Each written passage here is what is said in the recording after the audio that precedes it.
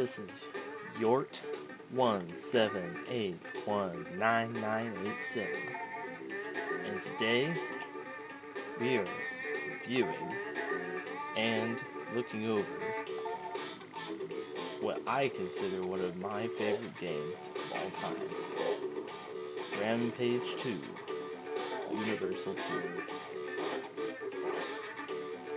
As we're starting out here, let's give a basic rundown.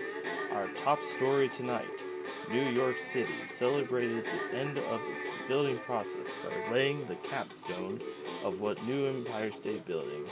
This could never happen again, claimed Mayor Richards. We are just too well prepared.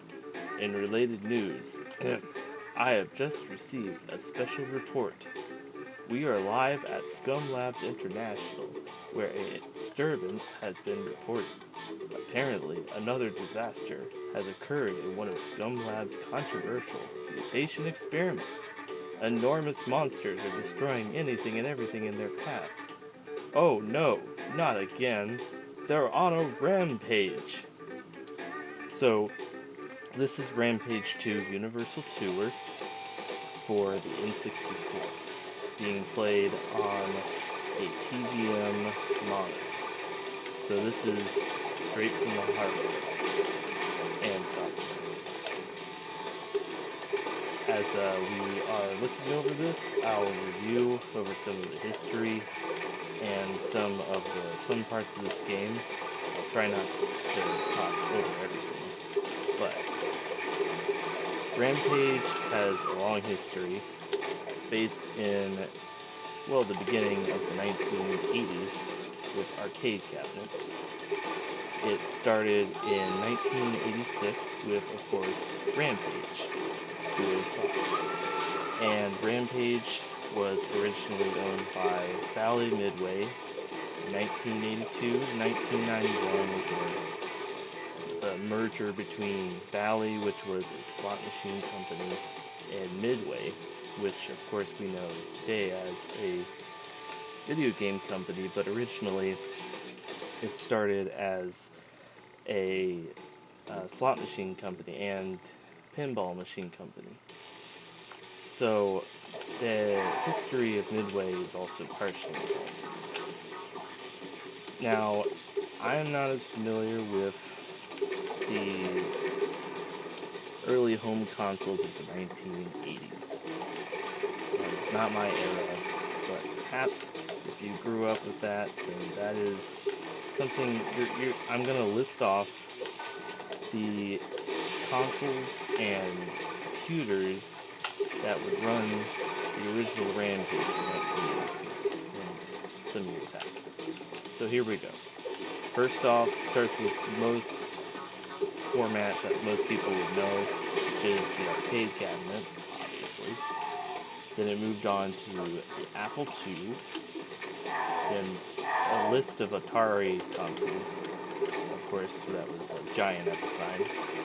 The Atari 2600, the Atari 7800, the Atari Lynx, the Atari 8-bit, and the Atari ST. Now, admittedly, there's some smaller consoles here that I don't recognize, but we'll list them off now. The Amiga, the ZX Spectrum, the Amstrad CPC, and the Tandy Color Computer 3.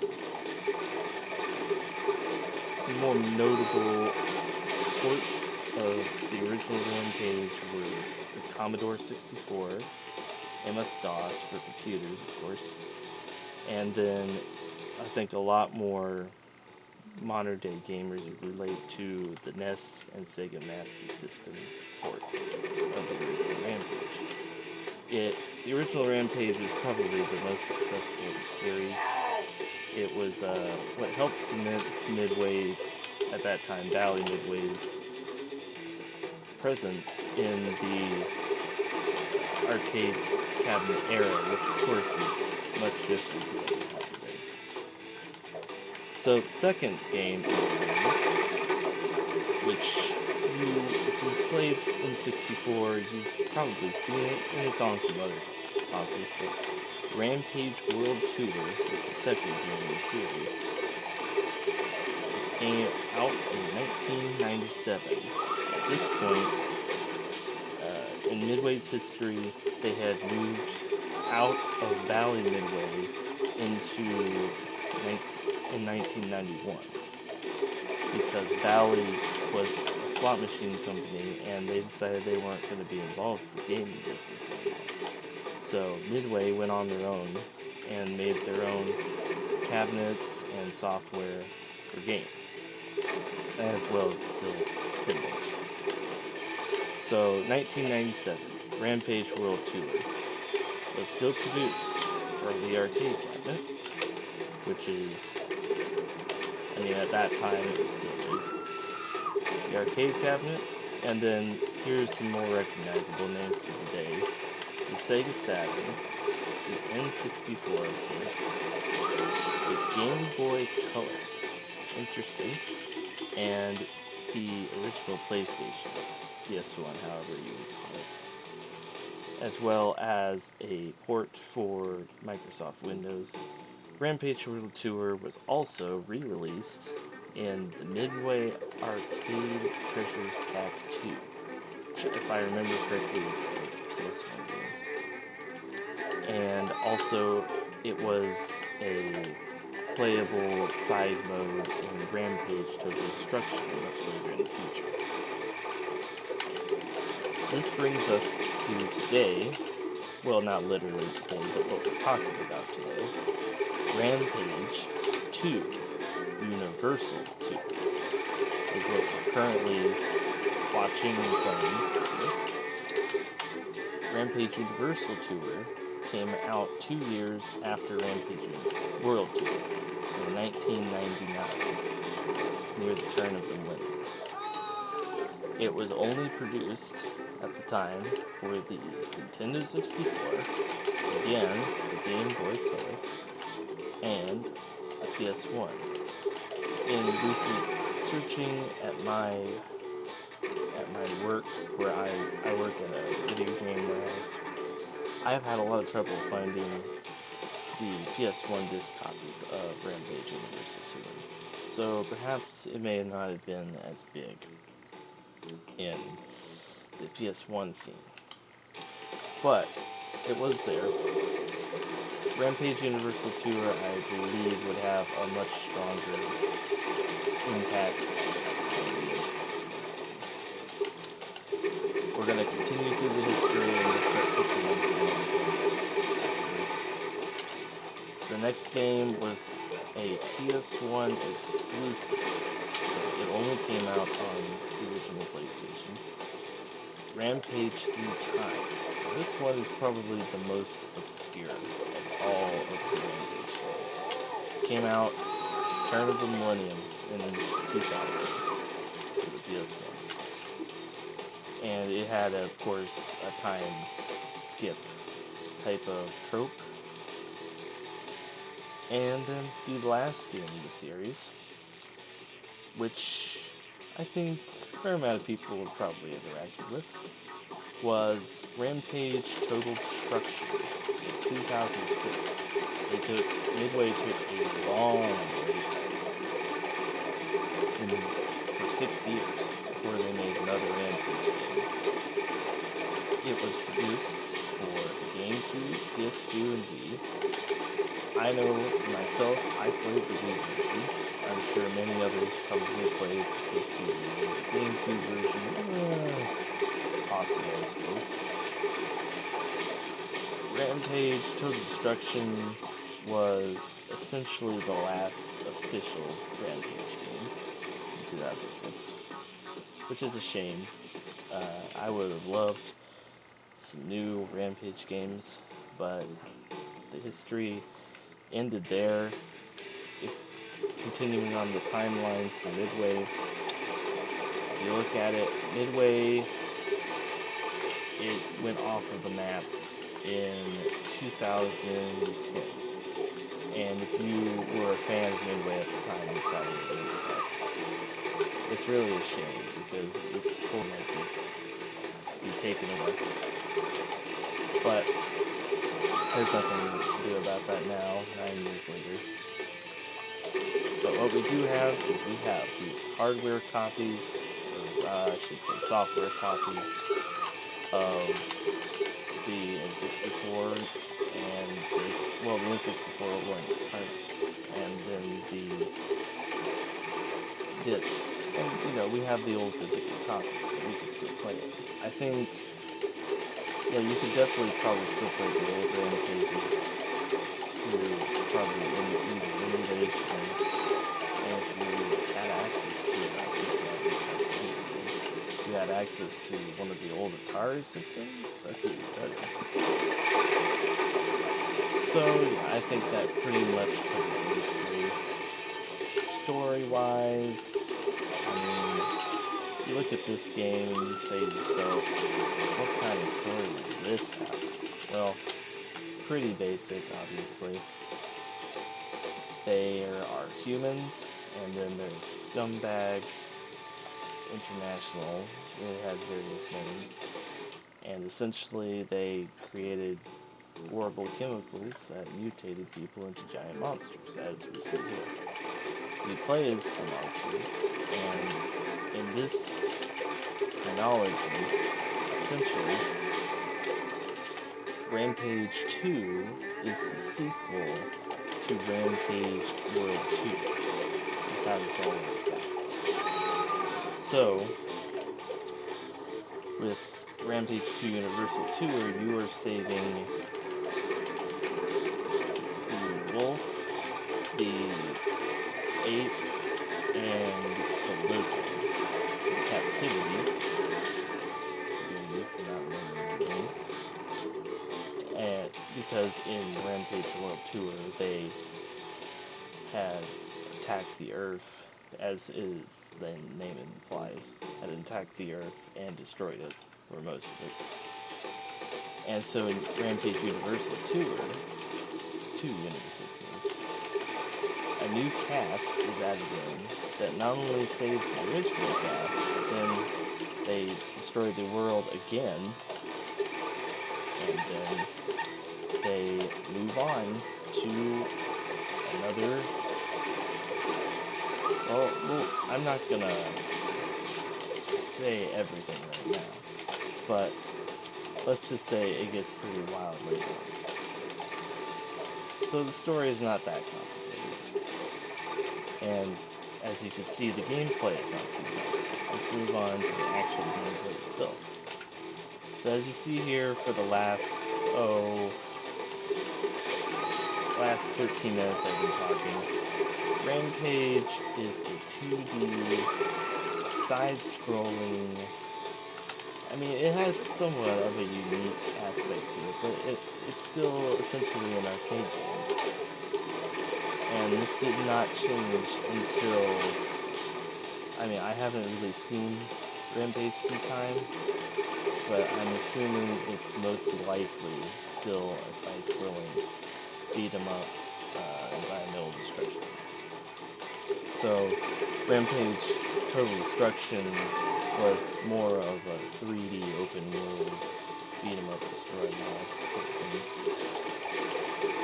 But what is great about Rampage 2 Universal 2, it's the type of game that, admittedly, not like the most attractive, not the most compelling.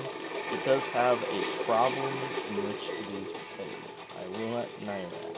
As you can see here, there's some repetitiveness to this. The basic goal throughout the Rampage series has always been environmental destruction. You go to each city. In this case, we're going through the Europe campaign. You go to each city, and you destroy all of the major buildings in the city. Forgive me, I'm taking a quick break in real time there. But essentially, you destroy all the buildings, and you will then, yes, you can destroy a lot of other stuff. uh, Destruction is really the main theme of the entire series. But you can eat people, you can eat food, you can eat benches, you can eat various types of appliances and tools. Eating is a pretty big thing for a 30-foot tall monster, I would suppose.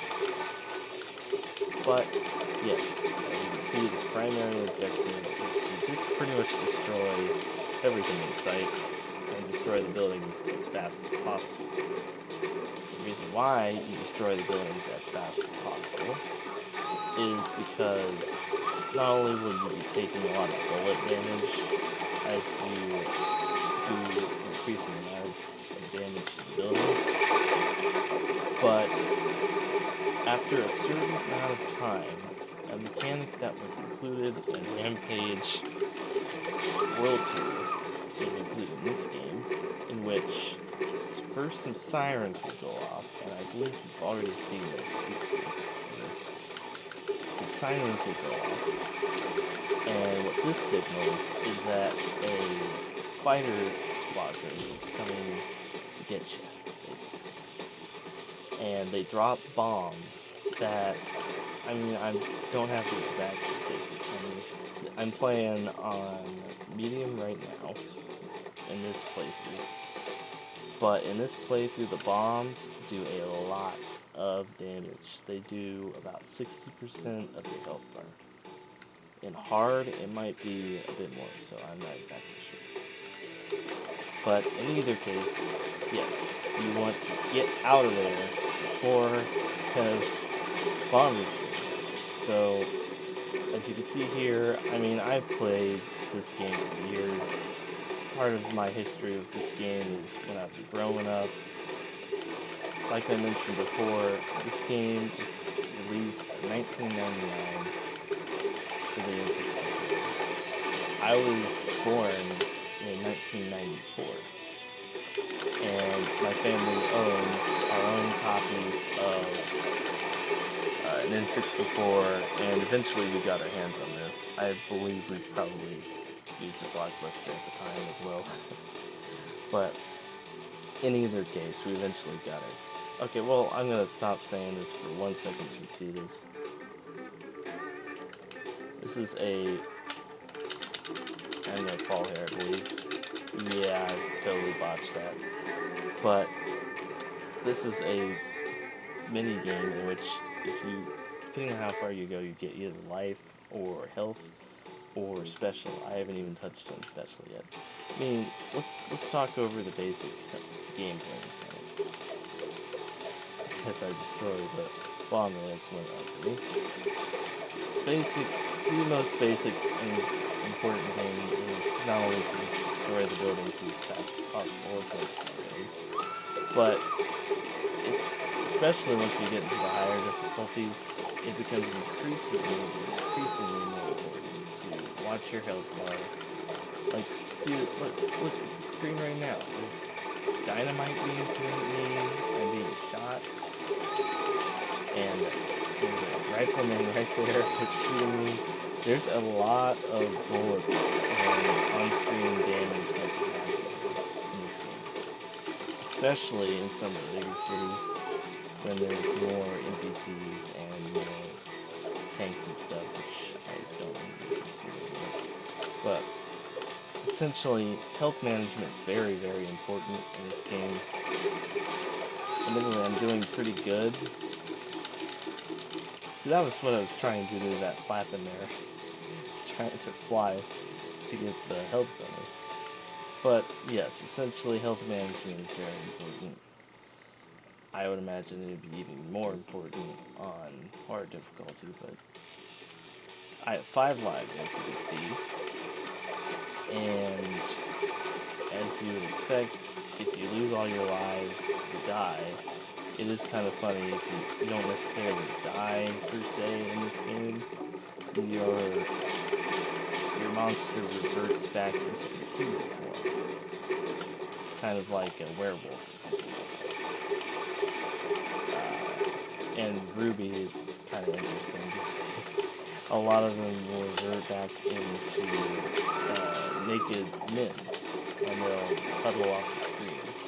Maybe if I get my butt whooped in another episode of the show. But Ruby, if you didn't get the cue, is actually a woman. So, yeah, she turns into a naked woman if she loses all her lives. And I think it's kind of a neat touch. I mean, yes, admittedly, this game is admittedly more obtuse, more B-movie, more cult classic. This is not one of the major successes of the N64, not even close. At the time, when I was looking at the reviews of what various people had to say about both Rampage 2, Versus 2, and the games before and after it, reviews were not very good. Yeah, the reviews were probably like 4 out of 10s, 60% out of 100s. Like they were mediocre. They were considered mediocre at the time. It may have just been that I'm seeing through nostalgia lens. It may just be that, you know, for a 5, 6, 7-year-old, I mean, yes, this is a very violent game for a kid of that age, but it's a simple game. There's no logic needed in this game. You smash stuff and you do it well. That's all you do. I think that's the beauty of this game. It's more of a game about the simplicity. Alright, so this is a power-up I wanted to talk about. The Super Punch is one of the best power-ups in the game. Look how fast it goes with that. Blam. Gone. Some of the small one-layer buildings, if you hit it with the Super Punch power-up, gone in an instant, essentially. But for really big towers and so on, that's very important. And now we're going to Rome, so we're starting to end up in some of the bigger cities now. So you may have seen it by now, but some of these items are not beneficial to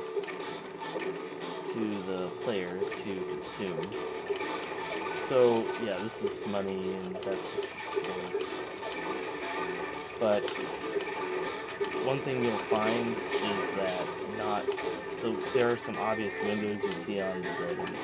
I'm sure you can see them. And these windows will generally have food, sometimes money, and sometimes power-ups. But food is not always in the windows, is what I've found. Sometimes we destroy the building just like that, and there'll be food that'll just pop up. The most consistent amount of food is just the people, as you can see right here. The people are just, they're the most common asset you can use to get some health. Alright, so watch this. See that? That guy was hiding down there, and he was assaulting me with bombs from the sewers. There's just a lot of little small things in this game that I really appreciate. Alright, you see that blonde woman in there? This is another small thing. She's actually moving too far to the center for me to actually get her. Sometimes they actually will be out of reach and you can't kill them. And I appreciate Midway for putting in all these small little details into the game that you have to play a fair amount of time to notice. Like I have. I mean, admittedly, by even recording this gameplay, I have taken a stance of, well, this is a more obscure game and I have some of this. But yes, this is a game that I have always enjoyed, and it's just buried in my brain. So, see, that building is the type that I used to call them trampolines, and essentially just bounce on them. The funny thing is, although it's much more fun to bounce on, you can actually just punch them from the sides, kind of like you would do with any other building, and it actually destroys them. Oh, there's a super punch. Gone. Gone. That's easily the best power of the game.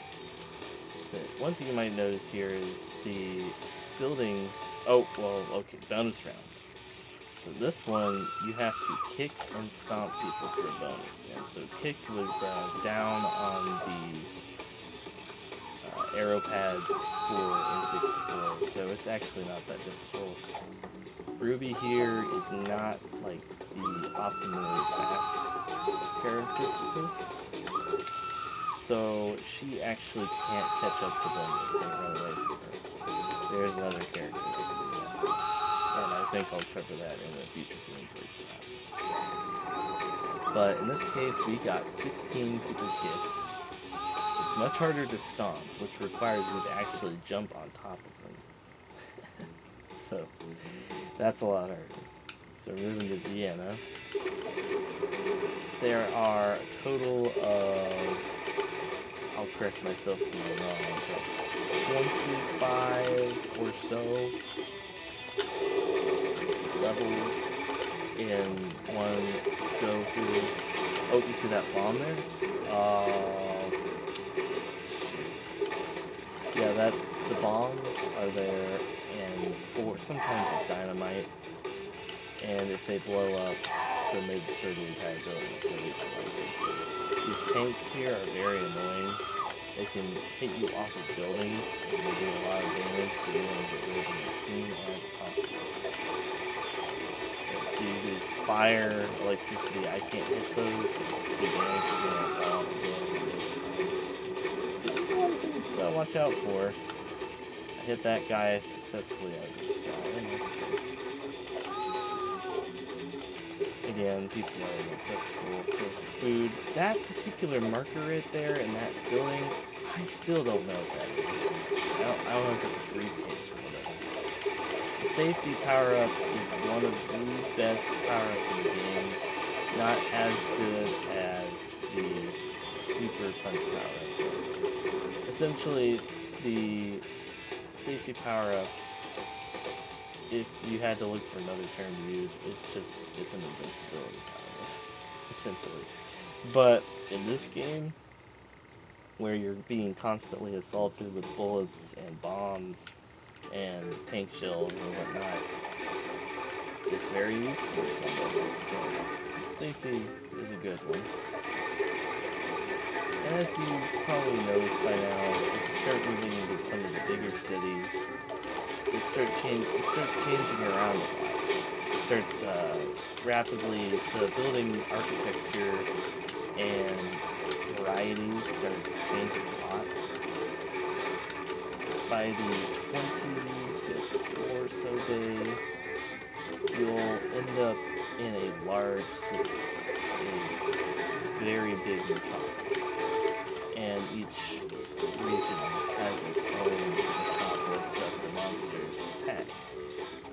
So for Europe, I guess for the 1990s it makes sense, I suppose, but in the particular metropolis that was selected for the final level in Europe is London, as we'll see later.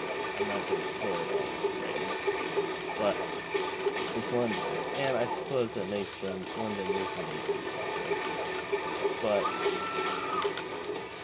alright, so let's focus back on London.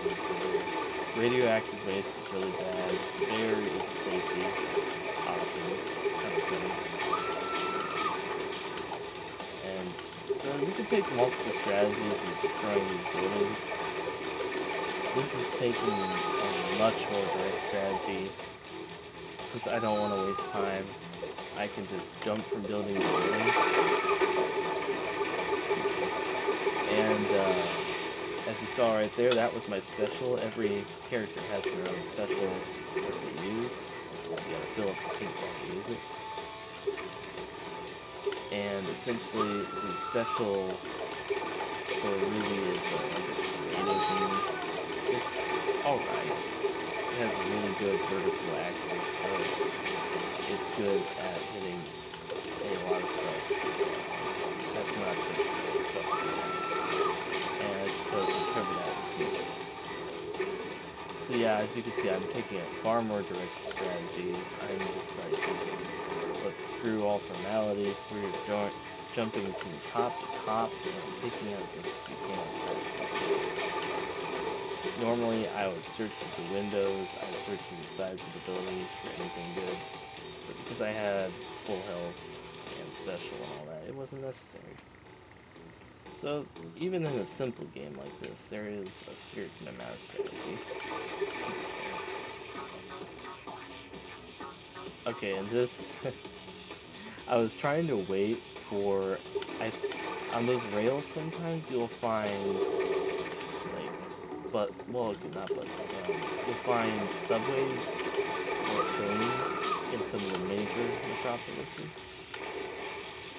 And in that particular case, there wasn't one. I thought there was, so I was just kind of awkward. Okay, those smoke things right there, there's a particular type. Kind of funny that I'm saying this in the recording just passed for 20 minutes. Okay, hold on. This tank, so you gotta take out this tank like instantaneously. Anyway, what I was saying was the smoke, if you use it, destroys one layer of a building instantaneously. And it's just kind of a nice little feature sometimes if you need to destroy a building. Alright, I suppose we should talk a little bit more about Ruby. Ruby, out of the 3 beginning options, Ruby is the balanced one. The 3 stats for this game, and you may have noticed but the 3 stats of this game are walking speed, climbing speed, and punching speed. And for Ruby, her stats are all balanced, so I'm gonna fall into the tarmac here and swim. Just ignore that. But yes, hers are all balanced, and that's neither good nor bad.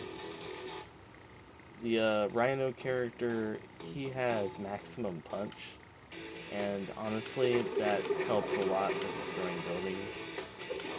And so he has a lot of advantages, and I think we probably have to use him in this future. But let's take a slight side note to say, as we're moving on towards some bigger metropolises here, the enemy AI and the amount of enemies on the screen is going to get far more aggressive. It already has started to. As you can see, there's more people shooting out of the windows. There's already been some tanks. At some levels, there's as many as 2 tanks. And even those riflemen in that window, they can do surprisingly a lot of damage. So, as mentioned before, health management is critical. It's really important in this game. So, yeah, we're moving pretty good. We're making a lot of progress. Unnecessary flapping there. I'm going to use my special. I was kind of released, to be honest. Kind of interesting how I hit the back hole, not this front door. Alright, do you see that? That guy there? What did he just do? He's a small class of police officers in this game, and what they do is they drop bombs from the windows. And it does a lot of damage. This is one of the most important bonus rounds in the game, and it's not particularly complicated. So these buildings have 2 layers. There's a back layer and a front layer. You have, forgive me, I'll put this up here, 50 or so seconds per minute. Ideally, you should destroy, oh man, I messed that up. Anyway, you should ideally destroy the back of it. You can hear me panic buttoning on the back of it. should ideally destroy the back part first and then destroy the front. For Ruby, it's okay. For the Rhino, he destroys it like so fast, you'll win it every time. And then there's a rat character, he doesn't have any punch skills, so he actually suffers in that one.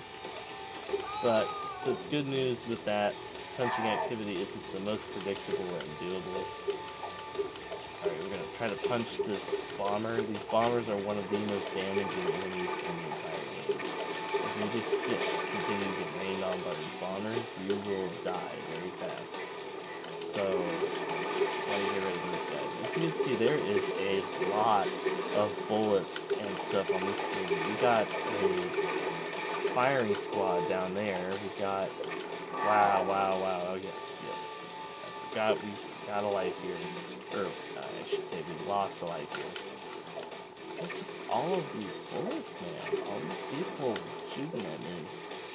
And fortunately, I had a ton of lives. Because I was doing pretty well. I think I might have to increase it to harder because I was doing pretty well. But, yeah, it's just one of those levels where I was just getting swamped with bullets and damage. There's another bomber dude. He's trying to get me, man. These bombs do a lot more than you think.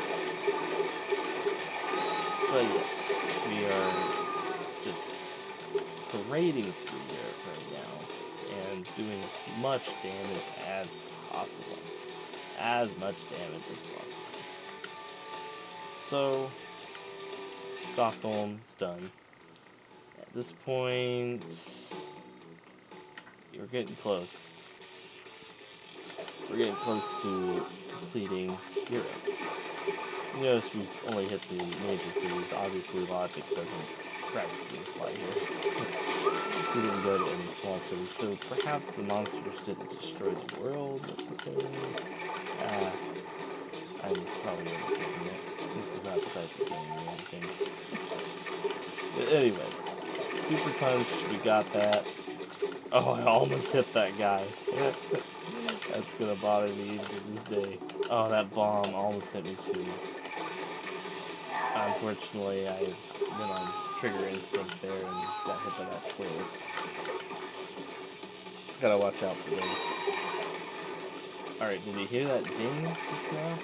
That was just like a lot of other games where if you have enough skill or enough points, it gives you a life. We just got a life, which is great because we just made up for what we lost. So, not everything is a loss. I just barely sniped him out of that fire. I didn't even do that. One of the strange things in this game is consistent older games in which there seems to be a problem in which people, you know, your character gets into the water and they get damaged by water for some reason.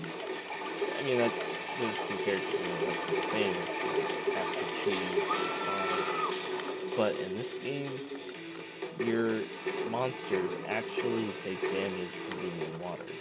It's not very much, it's just some light chip damage.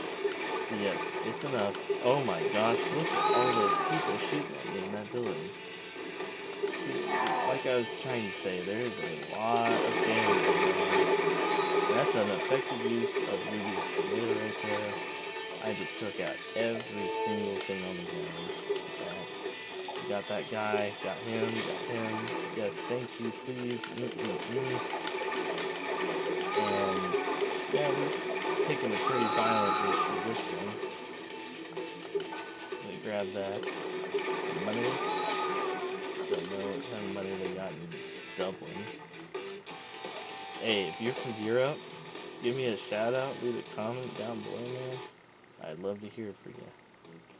Alright, what do we got now? Manchester. I believe this is the second to last.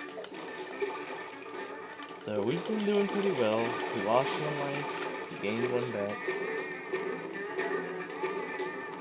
And we're pretty close to the end. You notice there's two helicopters in the back. We're getting into the thick of it now. So we got a tank here. Oh, I fell on my own. But yeah, I'm I'm just doing as much as possible. I'm doing all of it right now. Because the helicopters are not as bad as you think, to be honest. They fly at an even elevation to where you are, and then they start shooting at you, essentially. But you can kind of trick them. And we got another kick and stomp thing here. I don't think I did as well in this one. See, like I was saying, they run faster than you do, so she has a lot of trouble there.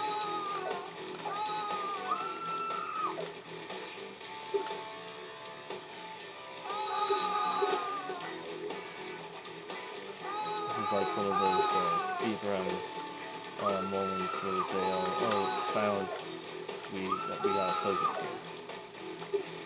Yeah, I didn't do nearly as good. That was just lazy. I just waited for him. Yeah, we only got 13, so we didn't get a life, but we got health and power, which is good. Because we got London now. Yay. So London, yes, this is a game. This is one of them that has a train. So watch this. This is a good feeling right here.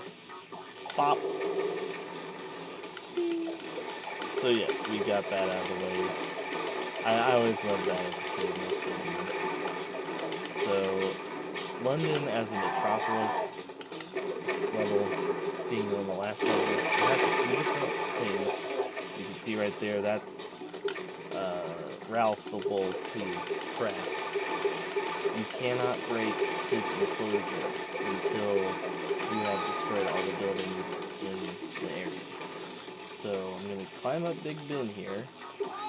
Just watch him. He's not doing his job. He's not even paying attention. He must be high or something. But essentially, yes, I'm going to climb up Big Ben